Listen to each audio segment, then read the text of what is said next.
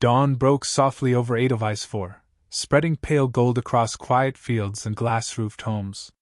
Nurse Elara Ward stood outside the medical station, breathing in cool air that smelled faintly of wet soil and lavender. The settlement was small, peaceful, children chasing drones between wheat rows, merchants setting up stalls, wind turbines turning lazily against the pale sky. She tucked a stray lock of chestnut hair behind her ear and smiled. Today looked gentle. Inside the infirmary, lights flickered to life. Elara checked inventory, activated sterilizers, and helped remove a splinter from a farmhand's palm. An elderly woman brought wildflowers for the waiting room vase, whispering, "You're an anchor here, child." Elara blushed. She sent a message to her husband, Elias, across the stars. "Morning, love, clinic is quiet. I hope you're safe." On a distant moon, where shadows clung to steel corridors, Captain Elias Ward of Ghost Company recorded a reply. His voice was low, steady despite exhaustion. "Mission's almost done. I'll be home soon. Don't worry." His squad moved in silence behind him, black armor coated in dust, helmets clipped to belts. The transmission was brief. It always was. Silence kept them alive. Back on Edelweiss 4, subtle warnings threaded through the day. The colony's operator, Len Cartwright, frowned at his radar screen. Strange interference. Could be solar flares.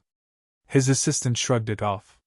People had heard rumors, missing cargo ships, colonies gone quiet, but life went on. Crops needed harvesting. Babies needed delivering. Elara met her friend Dr. Yilin at the cafe by the river. Steam curled from their teacups as silver fish swam beneath the glass floor. "Think the rumors are true?" Yilin asked. Elara hesitated. "Maybe. But fear can't run this place." Yilin sighed. "You sound like Elias." Elara smiled. "That's why I married him." Evening drew near.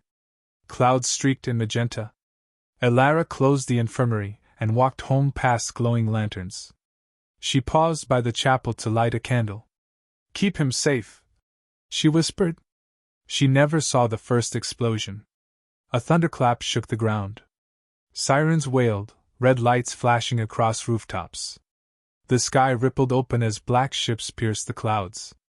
Sleek, angular hulls dripping with violet thrusters, Threx Dominion raiders. Columns of fire struck the outskirts. Communication towers burst, smoke swallowing the horizon. People screamed, scattering like leaves in a storm. The militia scrambled, rifles shaking in their hands. Elara ran toward the medical station instead of away. Dust stung her eyes. A boy cried from under fallen beams. She dragged him free as buildings burned around them. "Get to the shelter!" Yilin yelled, grabbing medical kits. "I'm not leaving them," Elara said, voice firm. Already wounded civilians staggered in, burns, shrapnel, missing limbs. She stitched wounds, wrapped tourniquets, forced breath into fading lungs. Outside, alien landing craft slammed into the ground like meteors. Hours blurred into seconds. The power went out. Emergency lights bathed the room in red. Through broken windows, Elara saw armored figures advancing, 7 feet tall, scaled skin beneath metallic plating, eyes like amber glass. Threx warriors. Their rifles roared plasma. "Move!" Elara shouted, ushering a group of children to the rear hallway. Explosions rocked the infirmary. Cabinets toppled. Glass shattered. She pushed open the door to the underground shelter entrance. Children hurried down the stairs, clutching each other. A shadow filled the doorway. Commander Vraxcale stepped through smoke, cloak smoldering, mandibles curling in contempt. His gauntlet held a crackling energy blade. Behind him, his soldiers dragged civilians in chains. Elara stood alone in the hallway, blocking the path. Her hands trembled, but her stance didn't break. Vrax tilted his head. "Step aside, human. There are children in here," she said. "You'll have to kill me first." He smiled, not with humor, but curiosity. "So small. Yet you stand." He raised his blade. She didn't scream when it cut through. She only gasped, hand instinctively reaching for the necklace at her neck, a silver chain Elias had given her on their wedding day. Blood stained her uniform. She fell to her knees, eyes still fierce. The last thing she heard was a child whispering, "Nurse Alara." Vrax wiped his blade clean. "Burn it all!" Flames spread. The raiders left bodies in their wake and vanished as quickly as they came, leaving only silence and smoke behind. Night fell, but no stars shone through the ash. Hours later, a transmission escaped the dying planet, distorted, static-laced. It reached a lone stealth frigate in deep space carrying Ghost Company operatives home. Elias listened to the broken message in the dark of the ship's corridor. "They came from the sky, Alara Ward casualties, no survivors." He didn't move for a long time. Then he stood, eyes hollow but unblinking, and turned toward the command deck. The Ghost was coming home. The frigate's ramp lowered onto scorched soil. Ash drifted across the landing zone like snow in a dead winter. Captain Elias Ward stepped down without a word, helmet in hand, jaw clenched hard enough to ache. His boots crunched over blackened earth, past what had once been wheat fields and houses painted pale blue. Now nothing stood but twisted beams and silent ruins. 2 soldiers from Planetary Command waited beside a transport jeep. They saluted, uncertain. Elias didn't return it. One of them swallowed. "Sir, the colony governor left orders to escort you to Central Command." Elias' voice was hoarse, barely above a whisper. "Later." He walked past them, ignoring the engine rumble. The air tasted of smoke and copper. In the distance, plasma craters glowed faintly. He passed stacked bodies wrapped in white sheets, tagged with numbers instead of names. Volunteers placed them into mass graves, eyes red and hollow. His steps carried him to what remained of his house. The front wall was gone, splintered into charred fragments. He stepped over a fallen support beam and entered. The kitchen table was overturned. Their wedding photo lay under broken glass, frame scorched, her smile still visible. He picked it up carefully, brushing dust away with his sleeve. Upstairs, ash clung to the walls like dried tears. Their bedroom smelled of burnt wood and ozone. On the dresser, half buried under debris, he found Alara's necklace, silver chain snapped, pendant stained brown. He held it in his palm, thumb brushing the metal. A soft voice came from the doorway. "Elias!" It was Dr. Yilin, eyes rimmed with sleepless red. She took in the scene, hesitated. She was in the infirmary. She got the children to safety. She didn't run." He didn't answer. "I'm so sorry," she whispered. He nodded once. No tears came. Only a stillness too deep to touch. She stepped back. "Command wants to speak with you. They're drafting a response protocol. They said it's important." He slipped the necklace into his pocket. "Fine." The command building had survived, thick concrete and reinforced steel. Inside, officers stood around a holographic table displaying intercepted alien flight paths. Governor Malden, broad-shouldered and weary, approached. "Captain Ward, I'm sorry for your loss." Elias stared ahead. Malden continued, voice stiffening. "You're one of our best operatives. But I need you to understand, we cannot launch a retaliation. Not yet. Central Council wants to negotiate with the Threx Dominion. They claim this was the act of a rogue clan." Elias' eyes finally lifted. Calm, cold. "They murdered a colony. Children. My wife. We know." Malden's tone lowered. "If we strike back recklessly, we risk full-scale war." Elias stepped closer. "Then war is what they get." General Harlow, head of Ghost Company operations, spoke from the corner. "Stand down, Ward. That's an order. You go rogue, you'll be court-martialed." For a heartbeat, silence stretched thin. Elias said quietly, "I wasn't asking permission." He turned and walked out. No one stopped him. Back in the hangar, his old squad was waiting, Reyes leaning against a supply crate, rifle across her lap, Talbot adjusting his prosthetic arm, Silva cleaning dust from her sidearm. They looked up as he approached. Reyes's voice was soft. We heard. Talbot crossed his arms. Say the word. Elias' gaze swept across them. This isn't sanctioned. No backup. No reinforcements. Most of us won't return. Silva slid a cartridge into her pistol. Wasn't planning on retiring anyway. Reyes gave a faint smile. Where do we start? Elias activated a hollow map on the table. Alien wreckage collected by patrol drones flickered into view, displaying fragments stamped with Threx insignia. We track their route. Supply chains. Slave routes. Someone knows where Vrax went. They boarded an unregistered dropship stored under Ghost Company clearance. Lights dimmed. Engines hummed. The ship lifted silently into a night thick with smoke. Their first lead lay in a smuggler station orbiting a dead moon. The outpost was rusted metal, dim lights, stale air. Scavengers bartered biochips and stolen tech in shadowed corridors. Reyes approached a crooked trader with scaled skin and 4 eyes. She dropped a plasma blade on the table. We're looking for Threx movements. Speak. The trader hesitated, eyes darting to Elias standing behind her, silent as a storm. Threx cruisers passed here 2 days ago. Transporting prisoners. Destination unknown. Navigation logs are sealed. Talbot's metal hand tightened. Unlock them. A trembling nod. Coordinates appeared on a cracked display, an old mining hub in the Valdari Belt. They departed before dawn's cycle. The Valdari Belt's mines were abandoned decades ago, dark corridors, broken machinery, air recycled through decaying filters. Perfect place for raiders to refuel unseen. Ghost Company slipped inside through a ventilation hatch. Boots made no sound. Their visors displayed heat signatures. Threx guards patrolled the corridor ahead. Elias signaled. 3 shots, silent, precise. Aliens fell before hitting the floor. Inside the main hall, cages lined the walls. Humans huddled inside, wrists bound, eyes hollow. One of them, a boy with ash-streaked cheeks, stared at Elias. They said no one was coming. Elias knelt, slicing the lock with his knife. They were wrong.